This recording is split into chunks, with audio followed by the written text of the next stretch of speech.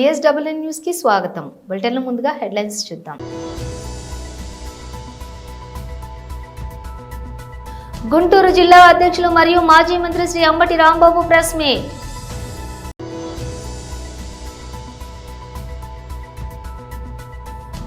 మీడియాతో మాట్లాడుతున్న ఎంపీ శ్రీ ఎం రఘునందన్ రావు.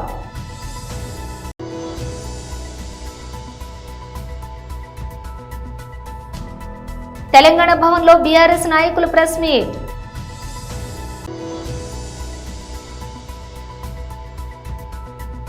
అమ్మకాల ఒత్తిడి, నష్టాలతో ముగిసిన మార్కెట్లు.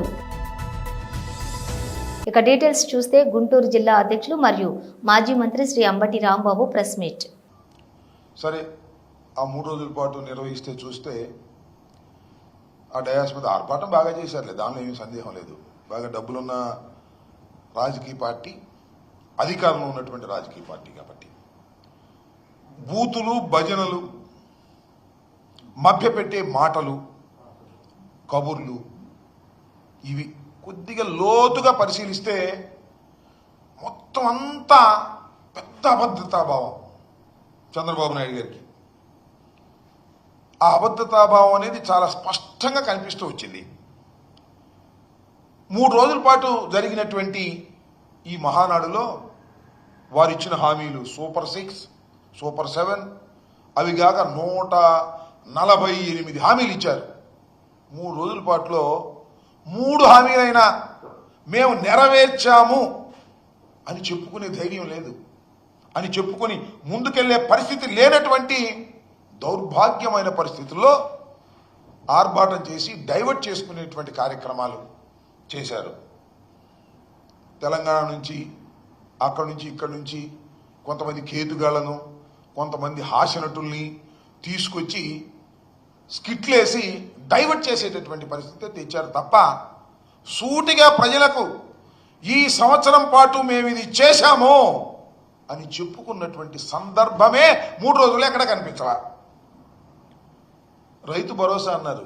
నేను మనవి చేస్తున్నా, చంద్రబాబు నాయుడు గారు రైతు భరోసా కింద సంవత్సరానికి 20,000 రూపాయలు అన్నారు. పోయిన సంవత్సరం ఇవ్వలా. 20,000 రూపాయలు బాకీ రైతుకి.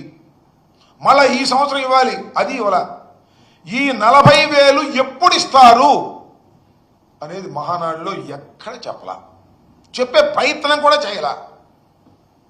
ఇకపోతే అమ్మఒడి, దాన్ని ఏదో తల్లికి వందనమని పేరు మార్చాడు చంద్రబాబు నాయుడు గారు. మంచిదే, మీ పార్టీ కాబట్టి అధికారంలోకి వచ్చింది, మీరు పేరు మార్చుకున్నారు.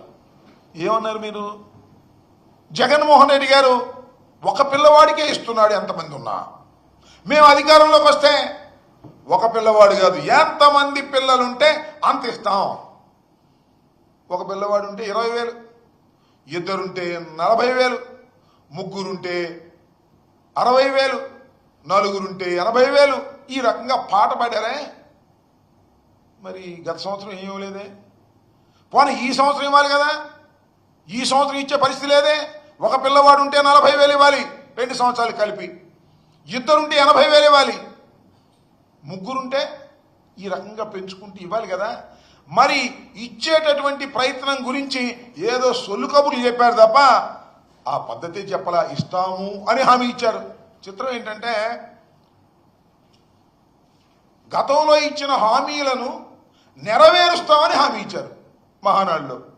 ఇప్పుడు నిన్న ప్రజాస్వామ్యంలో ఇది హామీలను నెరవేరుస్తామని హామీ ఇచ్చేటటువంటి కార్యక్రమం చేసినటువంటి ఘనులు చంద్రబాబు నాయుడు గారు, తెలుగుదేశం పార్టీ అని మనవి చేస్తున్నా. మీడియాతో మాట్లాడుతున్న ఎంపీ శ్రీ ఎం రఘునందన్ రావు. భారతీయ జనతా పార్టీ రోజు రోజుకి బలాన్ని పుంజుకుంటా ఉంది. కాంగ్రెస్ పార్టీ ప్రజల విశ్వాసాన్ని కోల్పోతూ ఉంది. ప్రత్యామ్నాయంగా ప్రజలందరూ భారతీయ జనతా పార్టీ వైపు ఆలోచిస్తూ ఉన్నారు. ఇది నేను బీజేపీ నాయకుడిగా బీజేపీ ఆఫీసులో కూర్చొని చెప్తున్న మాట కాదు. గ్రౌండ్లో జరుగుతున్నటువంటి రియాలిటీని, ప్రజల ఆలోచన విధానాన్ని అనునిత్యం ప్రజల్లో ఉండేటువంటి వ్యక్తిగా మేము ముందు ఉంచదలుచుకున్నాను. ఈ రాష్ట్రంలో 10 సంవత్సరాలు పరిపాలన కొనసాగించిన తర్వాత, అసెంబ్లీ ఎన్నికల్లో ఓడిపోయిన తర్వాత గొప్ప ఫలితాలు తెచ్చుకుంటాం, పార్లమెంట్లో ఏదో గొప్పలు చేస్తామని చెప్పి అనేక మంది గొప్పలు చెప్తే పార్లమెంట్లో భారత రాష్ట్ర సమితి అనే పార్టీకి 0 స్థానాలను ఇచ్చిండ్రు తెలంగాణ ప్రజలు. అప్పుడే జనం అర్థం చేసుకున్నారు టీఆర్ఎస్ పార్టీ అనేది చెల్లని రూపాయిగా మారింది. టీఆర్ఎస్ని బీఆర్ఎస్గా మార్చిన రోజే ప్రజలు టీఆర్ఎస్కి బీఆర్ఎస్కి రెండింటికి కలిపి వీఆర్ఎస్ ఇచ్చినారు. మీరు ఫామ్ హౌస్కు పరిమితమైతే బాగుంటుందని చెప్పినారని చెప్పేసి వాళ్ళని పంపించినారు. తర్వాత ఏదో కొత్త కథలు వెళ్తా ఉన్నారు. బీజేపీ బీఆర్ఎస్ బీజేపీలో కలుస్తామన్నారు, విలీనం చేసుకుంటామన్నారు. అట్లా అప్పుడప్పుడు జనాలలో ఉండేందుకు టీఆర్ఎస్ పార్టీ లేదా బీఆర్ఎస్ పార్టీ ప్రయత్నాలు చేస్తూ వచ్చింది. ఈ మధ్యకాలం లోపల 2 ఎన్నికలు ఎమ్మెల్సీకి సంబంధించి 3 ఎన్నికలు జరిగినాయి. 2 ఎన్నికలు టీఆర్ఎస్ పార్టీకి బాగా పట్టున్నది. బావా బామ్మర్ది చెల్లె నాయన అందరూ ఎమ్మెల్యేలు ఎంపీలు ఉన్నటువంటి నియోజకవర్గాలు అయినటువంటి కరీంనగరు, నిజామాబాదు, మెదక్ జిల్లాలకు సంబంధించి ఒక గ్రాడ్యుయేట్స్ ఎమ్మెల్సీ, ఒక టీచర్స్ ఎమ్మెల్సీ, 2 ఎమ్మెల్సీ ఎన్నికలు జరిగినాయి. టీఆర్ఎస్ పార్టీ కనీసం అభ్యర్థులు కరువైనరా లేదా వాళ్ళు ఎందుకు ఆలోచించారో ఏం ఆలోచించారో తెలియదు. కనీసం పోటీ చేసే పరిస్థితులలో టీఆర్ఎస్ లేనటువంటి పరిస్థితి. ఇది గ్రౌండ్ రియాలిటీ. మేము గెలిచినాం కాబట్టి మేము ఏదో అహంకారంతో మాట్లాడతలేం. మేము ప్రజలకు సేవ చేస్తూ ఉన్నాం, ప్రజలకు దగ్గర అవుతా ఉన్నాం. మా పార్టీ పూర్వస్వరూపం జనసంఘ పుట్టిందే అంత్యోదయ లక్ష్యంగా పుట్టింది. ఆ అంత్యోదయ లక్ష్యంగానే పనిచేస్తున్నాం. Eradication of poverty, eradication of poor, గరీబుల సేవ చేసేందుకే భారతీయ జనతా పార్టీ పనిచేస్తుంది. పేదలు, రైతులు, మహిళలు వీళ్ళ కోసం అనుక్షణం తప్పించేటువంటి పార్టీ భారతీయ జనతా పార్టీ. ఎవరు అడగకున్నా రైతన్నల కష్టాన్ని దృష్టిలో ఉంచుకొని 3 రోజుల క్రితం జరిగినటువంటి భారత కేబినెట్ గౌరవ ప్రధానమంత్రి నరేంద్ర మోడీ గారి నాయకత్వంలో మళ్ళీ రైతన్నలకు అన్నింటికి కూడా మినిమం సపోర్ట్ ప్రైస్ విషయం లోపల భారత కేబినెట్ ఒక నిర్ణయం తీసుకొని సుమారు 2.5 లక్షల కోట్లు భారత ప్రభుత్వం మీద భారం పడుతుందని తెలిసి కూడా ఎంఎస్పీని పెంచుతూ రైతన్నల్ని ఆదుకోవాలనేటువంటి ఆలోచన కలిగిన పార్టీ భారతీయ జనతా పార్టీ, నరేంద్ర మోడీ గారి నాయకత్వం. ఈ దిశగా భారతీయ జనతా పార్టీ ముందుకు పోతూ తెలంగాణ రాష్ట్రంలో కూడా ఒక పైస లేదని, మమ్మల్ని ఎవరు నమ్ముతలేరని, ఢిల్లీకి పోతే చెప్పుల దొంగలుగా మమ్మల్ని చూస్తుర్రని సాక్షాత్తు ముఖ్యమంత్రి లాంటి వాళ్ళు మాట్లాడుతున్న పరిస్థితులలో మేము నేషనల్ హైవేల పేరిటనో ఇంకో దాని పేరిటనో అనునిత్యం తెలంగాణలో ఒక రకమైనటువంటి డెవలప్మెంట్ యాక్టివిటీస్ కోసం డబ్బులు ఇస్తూ తెలంగాణ ప్రజలకి భారతీయ జనతా పార్టీ దగ్గరవుతూ వస్తూ ఉంది. గెలిచినటువంటి 8 మంది ఎంపీలు అనునిత్యం తెలంగాణ ప్రజల కోసం, తెలంగాణ రాష్ట్ర అభివృద్ధి కోసం, తెలంగాణ ప్రజల సంక్షేమం కోసం 24/7 తెలంగాణ రాష్ట్రం నుంచి గెలిచిన 8 మంది ఎంపీలం పనిచేస్తా ఉన్నాం. తెలంగాణ భవన్లో బీఆర్ఎస్ నాయకులు ప్రెస్ మీట్. జాగ్రత్తగా ఉండాలని చెప్పేసి ప్రజలను కోరుతా ఉన్నాను. సైనిక దళాల సమరోత్సాహాన్ని, వాళ్ళ యొక్క త్యాగాలను, వాళ్ళ యొక్క శక్తి సామర్థ్యాలను, వాళ్ళ విజయాలను రాజకీయ ప్రయోజనాలు కోసం వాడుకోవడం కోసం ఒకళ్ళు తిరంగా ర్యాలీలను చేస్తారు, చేయండి తప్పులేదు. ఒకళ్ళేమో జై హింద్ అని చెప్పి మళ్ళీ అదే సైనిక దళాలని విమర్శించే ప్రయత్నం చేస్తారు. ఇదే కాంగ్రెస్ పార్టీ 10-15 రోజుల ముందు ఇదే ముఖ్యమంత్రి ఇక్కడ ర్యాలీ చేశాడు సైనిక దళాలకు మద్దతుగా. మళ్ళీ ఇప్పుడేమో సైనిక దళాలు తప్పు చేశాయన్నట్టుగా మాడుతూ ఉన్నారు. రేవంత్ రెడ్డి గారు మీరెవరు? దేశ ప్రజలందరికీ హక్కు ఉంది అడగడానికి. కానీ ఏ అంశం మాట్లాడాలి, ఎంతవరకు మాట్లాడాలనే విషయంలో పరిమితులు ఉండాలనే విషయాన్ని కూడా గమనించాలి. ఇవాళ రాహుల్ గాంధీ గారు ప్రధానమంత్రి అయి ఉంటే పాక్ ఆక్రమిత కాశ్మీర్ మనకు వెనక్కి వచ్చేది, మనం గెలిచే వాళ్ళము అని సైనిక దళాల యొక్క శక్తి సామర్థ్యాలని శంకించే విధంగా, కించపరిచే విధంగా మాడుతూ ఉన్నారు. ఇది పెద్ద జోక్. కాశ్మీర్లో కుంపటి పెట్టింది ఎవరు? కాశ్మీర్ సమస్యకు కారణం ఎవరు? రాహుల్ గాంధీ గారి యొక్క మెప్పు పొందాలంటే మీకు చాలా మార్గాలు ఉన్నాయి. మీరు ఢిల్లీకి పోతే 30 సార్లు పోయినా 3 గంటలు గేటు బయట ఉన్నా కానీ రాహుల్ గాంధీ గారు మీకు అపాయింట్మెంట్ ఇవ్వట్లేదు, అది వేరు సంగతి. కానీ ఈ రకంగా పొగిడి లేని అంశాన్ని తీసుకొచ్చి దానిలో సైనిక దళాలను వాడుకొని మీ పార్టీ నాయకుల మెప్పు పొందాలనుకోవడము ముఖ్యమంత్రి గారికి, రేవంత్ రెడ్డి గారికి సరికాదు. మీకు ఒక బాధ్యతాయుతమైనటువంటి పదవిని ప్రజలు ఇచ్చారు, దాన్ని దుర్వినియోగం చేయొద్దు.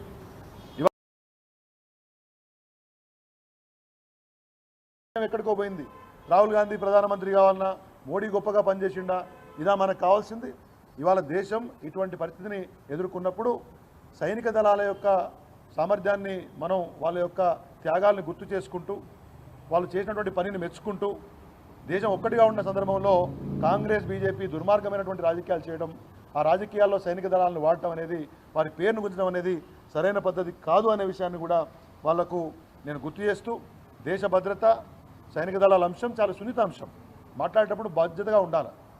ఇటువంటి స్టేట్మెంట్స్ అయితే ముఖ్యమంత్రి గారు ఇస్తున్నారో, ఇలా కాంగ్రెస్ పార్టీ ఎటువంటి నాయకులను తయారు చేసి దేశం మీద కోలుతుందో, ఎటువంటి బాధ్యతారహితంగా ఉంటుందో మరి వాళ్ళ ప్రజలు గమనించాలని కోరుతూ, ఇటువంటి యొక్క వ్యాఖ్యలు భవిష్యత్తులో పునరావృతం కాకుండా కాంగ్రెస్ నాయకత్వం చూసుకోవాలి. ఈ తరహా విధానాన్ని బీఆర్ఎస్ పార్టీ తీవ్రంగా ఖండిస్తుందని కూడా మీ ద్వారా తెలియజేస్తా ఉన్నాను. దేశీయ స్టాక్ మార్కెట్ సూచీలు ఈరోజు నష్టాలతో ముగిశాయి. అంతర్జాతీయ మార్కెట్ల నుంచి అందిన బలహీన సంకేతాలతో ఉదయం నష్టాలతో ప్రారంభమైనప్పటికీ కొన్ని ప్రధాన షేర్లలో కొనుగోళ్ల మద్దతుతో కాసేపు లాభాల బాట పట్టాయి. అయితే ఆటో, ఐటీ, మెటల్ రంగాల షేర్లతో అమ్మకాలు వెల్లువెత్తడంతో సూచీలు తిరిగి నష్టాల్లోకి జారుకున్నాయి. ఈ రోజు ట్రెండింగ్ ముగిసే సమయానికి సెన్సెక్స్ 182 పాయింట్లు నష్టపోయి 81,451 వద్ద స్థిరపడింది. నిఫ్టీ కూడా 82 పాయింట్ల నష్టంతో 24,750 వద్ద ముగిసింది. సెన్సెక్స్ 30 సూచీలో HCL Technologies, Tech Mahindra, Infosys, Asian Paints, NTPC, Sun Pharma, Nestle India, Tata Steel, Mahindra and Mahindra Power Grid Corporation, TCS షేర్లు ప్రధానంగా నష్టపోయిన వాటిలో ఉన్నాయి. మరోవైపు Eternal, SBI, HDFC Bank, L and T, Bajaj Finserv షేర్లు లాభాలను ఆర్జించాయి. ఇక డాలర్తో పోలిస్తే రూపాయి మార్కం విలువ 85.57 వద్ద ముగిసింది. అంతర్జాతీయ మార్కెట్లో బ్రాండ్ క్రూడ్ ఆయిల్ బ్యారెల్ ధర $64.41 వద్ద ట్రేడ్ అవుతూ ఉండగా బంగారం ధర ఔన్స్కు $3,296 వద్ద కొనసాగుతోంది. కాంగ్రెస్ పార్టీ కార్పొరేటర్ వేధింపులు తాళలేక బోరబండ బీఆర్ఎస్ మైనారిటీ సెల్ అధ్యక్షులు సర్దార్ ఆత్మహత్య చేసుకోవడం చాలా బాధాకరమని కూకట్పల్లి ఎమ్మెల్యే మాధవరం కృష్ణారావు, హైదరాబాద్ మహానగర్లో కాంగ్రెస్ పార్టీ నేతలు గల్లీకో లీడర్ వసూళ్లకి పాల్పడుతున్నారని ఆయన ఆరోపించారు. తమ ప్రభుత్వంలో ఎక్కడ కూడా ప్రజలను ఇబ్బందులు పెట్టలేదని, ఉచితంగా భవన నిర్మాణం చేపట్టేలా చర్యలు తీసుకున్నామని అన్నారు. ప్రతి సోమవారం నిర్వహించే ప్రజావాణిలో ఫిర్యాదు చేయడంతో వసూళ్లు మొదలు పెడతారు అని, వారికి అధికారులు సైతం చేతులు కలపడం, ఇలా బాధితులు ఇబ్బంది పెట్టడం రోజువారీ చర్యగా మారిపోయింది అని అసహనం వ్యక్తం చేశారు. ఫతేనగర్లో నూతన ఫ్లైఓవర్ నిర్మాణానికి కేటీఆర్తో కలిసి శంకుస్థాపన చేసి నిధులు విడుదల చేస్తే ఈ ప్రభుత్వం రాగానే వాటిని విస్మరించారని పేర్కొన్నారు. ఇప్పుడు మెట్ట మార్గం కూలిపోవడంతో ఇద్దరికి గాయాలయ్యాయి. కానీ ఎప్పటికైనా ప్రభుత్వం వెంటనే స్పందించి నూతన నిర్మాణం బ్రిడ్జి దగ్గర చేపట్టకపోతే నిరాహార దీక్ష చేస్తామని ఎమ్మెల్యే హెచ్చరించారు. 50 గజాలలో ఇల్లు కట్టుకుంటూ ఉంటే కాంగ్రెస్ సంబంధించినటువంటి వారు, విచిత్రం ఏంటంటే పాత కాంగ్రెస్ సంబంధించినటువంటి వాళ్ళు ఎవరు కూడా ఈ రకంగా చేయట్లేదు. టీఆర్ఎస్ పార్టీలో ఉండి 10 ఏళ్ళు ఎంజాయ్ చేసి మళ్ళీ పోయి కాంగ్రెస్ పార్టీలో జాయిన్ అయ్యి ఎన్నో రకాలుగా ఇబ్బంది పెడుతున్నటువంటి వాళ్ళని చూసి కాంగ్రెస్ గవర్నమెంట్ ఆలోచన చేయాలి. ముఖ్యమంత్రి గారు కానీ, పిసిసి అధ్యక్షుడు కానీ దీని మీద ఆలోచన చేయాలి. మీ కార్యకర్తలు చేస్తున్నటువంటి దుర్మార్గం వల్ల, నిన్న మీ కార్పొరేటర్ చేసినటువంటి దుర్మార్గం వల్ల నిన్న సర్దార్ అంటే నిండు ప్రాణం ఉన్న 30-40 సంవత్సరాల పిల్లగాడు, 2 ఆడపిల్లలు ఉన్నారు, దుంకి చనిపోయాడంటే ఏ రకంగా హైదరాబాద్ నగరంలో ఈ వసూలకు పాల్పడుతున్నటువంటిది కూడా ఒకసారి ఆలోచన చేయాలి. గతంలో మేము కేసీఆర్ ప్రభుత్వంలో 10 ఏళ్లలో ఎక్కడ కూడా ఎవరిని కూడా ఇబ్బంది పెట్టకుండా, చిన్నవాళ్ళ తెరువు పోకుండా 72 గజాల జాగా ఎవరైనా కట్టుకుంటే కూడా వాళ్ళకు రూపాయి పర్మిషన్లా ఇప్పించి వాళ్ళకి కట్టే విషయంగా ఆలోచన చేశాం. కానీ ఇప్పుడు గల్లీకి ఒక లీడర్, ఎక్కడ చూసినా ప్రజావాణిని పెట్టి సుమారం పెడతారు. అది ప్రజావాణి కాదు. నేను చాలాసార్లు చెప్పాను, అది ప్రజలకు సంబంధించినటువంటి వాణి కాదు. అది కాంగ్రెస్ పార్టీ కార్యకర్తల పంచుకోనికి ప్రజావాణి పెట్టారు. ఏదైతే ఈ రోజున ఆఫీసర్స్ కూడా మా కుక్కట్పల్లి కాన్స్టిట్యున్సీలో కానీ, హైదరాబాద్ నగరంలో కానీ ఆఫీసర్స్ ఎక్కడ కూడా దీని మీద చర్యలు తీసుకోకుండా కాకుండా అబద్ధాల మాటలు చెప్పి 18 నెలలు గడుపుతూ ఉన్నారు. ఇప్పటికైనా పత్తనార్ బ్రిడ్జిని, అండర్ పాస్ని, అల్లాపూర్ నుంచి వచ్చేటటువంటి దీన్ దయాళకి వచ్చే 106 కోట్ల రూపాయలని నాలను విస్తరణ ఎంబడి చేపట్టాలని, కొంతమంది నిరుపేదలు ఉన్నటువంటి వాళ్ళు, కొంతమంది వాళ్ళకి డబుల్ బెడ్రూమ్లు ఇవ్వాలని నేను డిమాండ్ చేస్తూ ఉన్నాను. చాలాసార్లు మీరు తీసుకొని మా కార్పొరేటర్ కానీ, నేను కానీ జిల్లా మంత్రి జూపల్లి కృష్ణారావుతో కలిసి మహబూబ్ నగర్ జిల్లా కలెక్టరేట్లో శుక్రవారం నారాయణపేట, మహబూబ్ నగర్ జిల్లాలోని వ్యవసాయ కార్యాచరణ, వడ్ల కొనుగోలు, అంటువ్యాధులు, భూభారత్, రెవెన్యూ సదస్సులు, ఇందిరమ్మ ఇండ్లు, రాజీవ్ యువ వికాసం పథకాల అమలుపై ఆయా జిల్లాల కలెక్టర్లు, అదనపు కలెక్టర్లు, సంబంధిత శాఖల అధికారులతో మంత్రి దామోదర రాజనరసింహ సమీక్షా సమావేశం నిర్వహించారు. ఈ సమావేశానికి ఆయా జిల్లాల శాసనసభ్యులు NM Srinivas Reddy, Anirudh Reddy, G Madhusudan Reddy, Vakiti Srihari, doctor Chittam Parnika Reddy, Parigi శాసనసభ్యులు రామ్మోహన్ రెడ్డి, రాష్ట్ర minority finance corporation chairman Obedullah Kotwal, కలెక్టర్లు విజయేంద్ర బోయి, సిక్తా పట్నాయక్, అదనపు కలెక్టర్లు హాజరయ్యారు. ఈ సందర్భంగా మంత్రి దామోదర రాజనరసింహ మాట్లాడుతూ ప్రభుత్వం అమలు చేస్తున్న పథకాలు క్షేత్రస్థాయిలో అర్హులకు అందేలా చేయటం అధికారుల బాధ్యత అన్నారు.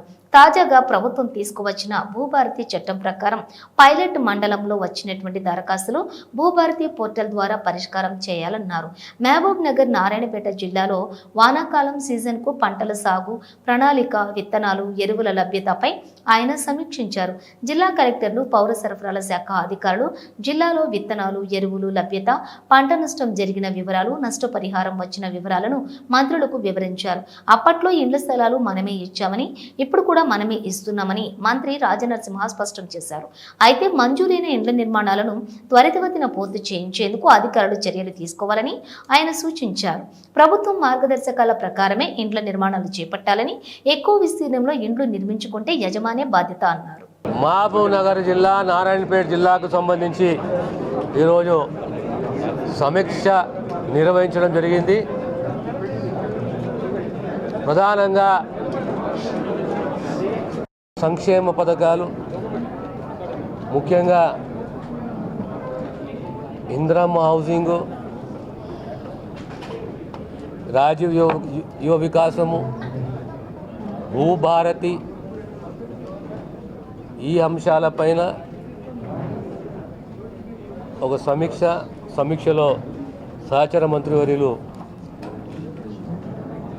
జూపల్లి కృష్ణారావు గారు, గౌరవ శాసనసభ్యులు మసూదన్ రెడ్డి గారు, శ్రీహరి గారు, శ్రీనివాసరెడ్డి గారు, రామ్మోహన్ రెడ్డి గారు, మీ అందరం కూర్చొని ఈ 2 జిల్లాలకు సంబంధించి సమీక్ష నిర్వహించాము.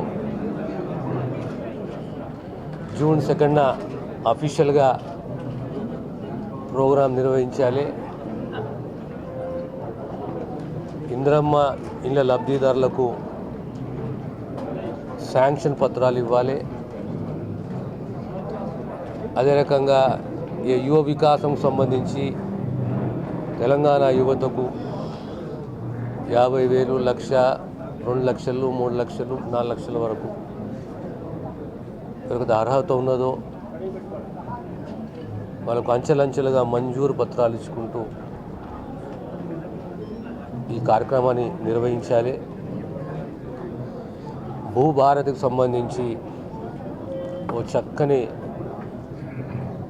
ROR చట్టాన్ని తీసుకురావడం జరిగింది. కడప జిల్లాలో మైలవరంలోని 5 రోజుల కిందట అభం శుభం తెలియని చిన్నారిని కిరాతకంగా అత్యాచారం చేసి హత్య చేసిన మానవ మృగంను కఠినంగా శిక్షించాలని జనసేన నేత గుణకల కిషోర్ డిమాండ్ చేశారు. టాలరెన్స్ ఫర్ సెక్సువల్ వైలెన్స్ అనే ప్లకార్డులను ప్రదర్శించి చిన్నారులను చిదిమిస్తున్నటువంటి మానవ మృగాలను కఠినంగా శిక్షించాలని ఆయన నెల్లూరులో నిర్వహించినటువంటి మీడియా సమావేశంలో కోరారు.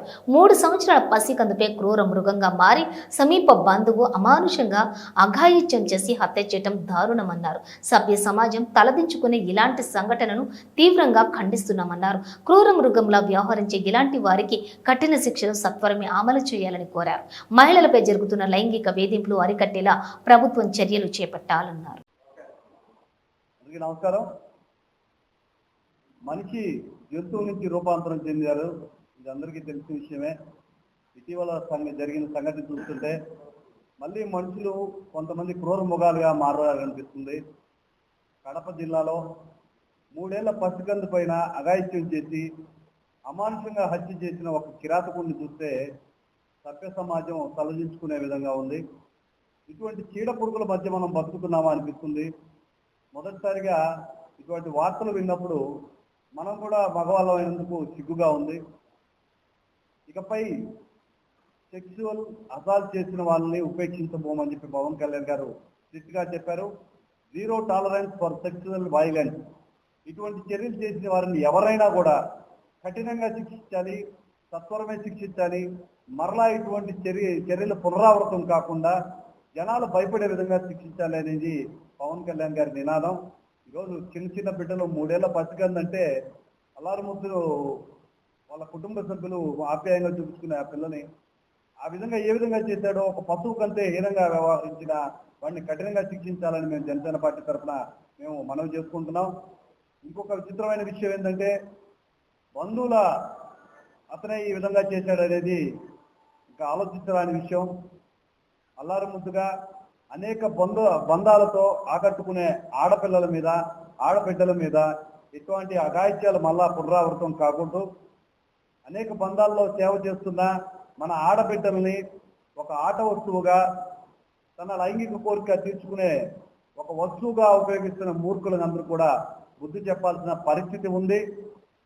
అదేవిధంగా ఒక ఆడబిడ్డకి ఏ బంధు రూపంలో అంటే అక్కగా, చెల్లిగా, వదినిగా, పిన్నిగా, తల్లిగా అనేక బంధాలతో సేవ చేస్తున్న ఆడపిల్లల్ని హింస పెట్టద్దు, శారీరక సెక్షువల్ వైలెన్స్ గురి చేయొద్దు అని చెప్పి మరొకసారి గుర్తు చేస్తున్నాను. మనందరూ కూడా బాధ్యత కలిగి ఉండాలి. ప్రతి ఒక్కరు కూడా ఇటువంటి పైన చర్యలు కలిగి ఉండాలి. ముఖ్యంగా చిన్నపిల్లలకి ఈ చర్యలు చూస్తుంటే చిన్నపిల్లలు నాటించే ఏబిసిడీలు ఎట్లా నేర్పిస్తున్నామో అట్లే విధంగా సమాజంలో ఎవరైనా మగ పురుగులు ఎవరైనా అసభ్యంగా ప్రవర్తిస్తే వాళ్ళ తల్లిదండ్రులకు తెలిపే విధంగా కూడా మనం ప్రవర్తించాల్సిన పరిస్థితి ఉంది. మగవాళ్ళందరూ కూడా దీన్ని బాధ్యతగా తీసుకోవాలి. ఎవరైనా ఇటువంటి చర్యలు తీస్తే వాళ్ళు ఏమవుతుందని తెలియజెప్పాలి. ఇటువంటి అసాంఘిక కార్యక్రమాలకి పాల్పడిన ఎవరైనా కూడా చట్టరీత్యా ఈరోజు బెయిల్ తీసుకొని బయటకు వచ్చినప్పటికీ కఠిన శిక్షలు అమల్లో ఉన్నాయి. మీకు శిక్ష ఖరారైనప్పుడు మీరు చేసిన తప్పు రుజువు అయినప్పుడు దాన్ని సరిదిద్దుకోవడానికి కూడా ఉండరు. ఎంతోమంది ఈరోజు హత్యలు చేసిన వాళ్ళు, ఈ విధమైన అఘాయిత్యాలు చేసిన వాళ్ళు తమ జీవితాలంతా కూడా జైల్లో మగ్గిపోతున్నాయి. తిరిగి వచ్చేసరికి కుటుంబాలు ఉండవు, బిడ్డలు ఉండరు, సంసారం ఉండదు, ఒక కుక్క బతుకు అయిపోతుంది. ఖచ్చితంగా కూడా సంస్కారంగా బతకాల్సిన అవసరం ఉంది. బంధుత్వాలని, బంధాలని గౌరవించాల్సిన అవసరం ఉంది. ముఖ్యంగా మహిళలను. బ్రిటన్ ముగించే ముందు హెడ్లైన్స్ మరోసారి.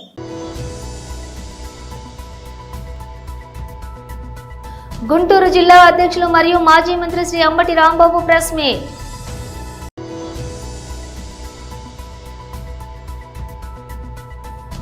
మీడియాతో మాట్లాడుతున్న ఎంపీ శ్రీ ఎం రఘునందన్ రావు.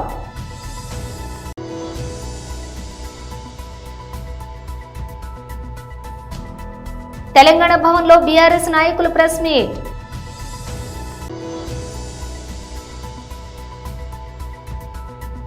అమ్మకాల ఒత్తిడి, నష్టాలతో ముగిసిన మార్కెట్లు. ఇవి బులెటిన్ విశేషాలు. మరో బులెటిన్తో మళ్ళీ కలుద్దాం.